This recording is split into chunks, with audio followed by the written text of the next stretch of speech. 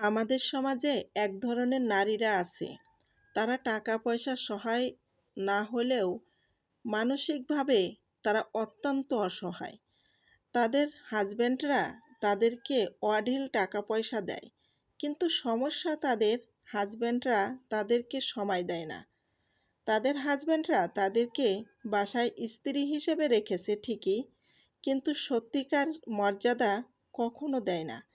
সেই নারীরা শুধু জানে তাদের নামে একজন হাজব্যান্ড আছে এবং মাসে টাকাও দেয়, কিন্তু সমস্যা হচ্ছে হাজব্যান্ডরা রাতে অন্য নারীদের সাথে অন্য জায়গায় রাত কাটায়। হাজব্যান্ডের চরিত্র ভালো না, অন্য মেয়েদের সাথে পার্টি করে, রাত কাটায়, কোথায় যায় না যায় কোনো ঠিক ঠিকানাই নাই। তারপরেও এই মেয়েরা কেন হাজব্যান্ডের সাথে থেকে যায়? দুটো কারণে তারা এই সত্যটা জেনেও সংসার করে। প্রথম কারণ হচ্ছে সময় না দিক, চরিত্র ভালো না থাক, কিন্তু টাকা তো দিচ্ছে, একেবারে অল্প স্বল্প টাকা দিচ্ছে। ব্যাপারটা কিন্তু এরকম না, লক্ষ লক্ষ কোটি কোটি টাকা দিচ্ছে। সেই নারী যে এখন থেকে ডিভোর্স দিয়ে চলে যাবে, তারপরও তার যদি এরকম টাকার মধ্যে না থাকতে পারে, দেশ বিদেশে ভ্রমণ যদি না করতে পারে, এই জন্যে তারা কোনোদিনও স্বামীকে ছেড়ে যায় না। হ্যাঁ, আর একটা কথা বলি, আর সন্তান হওয়ার পরে মেয়েরা কেন যায় না?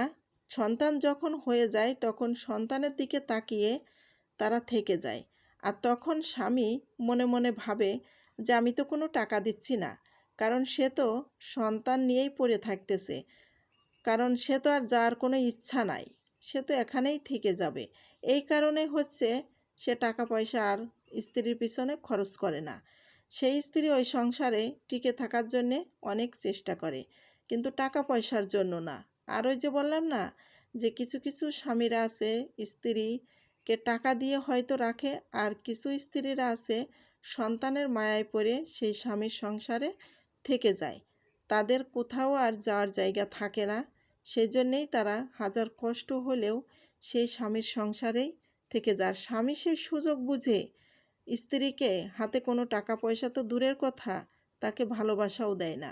আর সে চিন্তা করে আমি যা খুশি তাই করি, কিন্তু আমার স্ত্রী তো আর কোথাও যাবে না, কারণ তার তো সন্তান হয়ে গেছে, সে যাওয়ার লোক না, সে আমারই ধরে পড়ে থাকবে। সন্তানের জন্য এই স্বামীরা বেঁচে যায়, কারণ টাকা পয়সা আর স্ত্রীর হাতে দেয়া লাগে না। তা প্রিয় ভাই বোনেরা, আজকের ভিডিওটা তোমাদের কাছে কেমন লাগলো? যদি ভালো লাগে তাহলে একটা লাইক শেয়ার করতে কেউ ভুলবা না।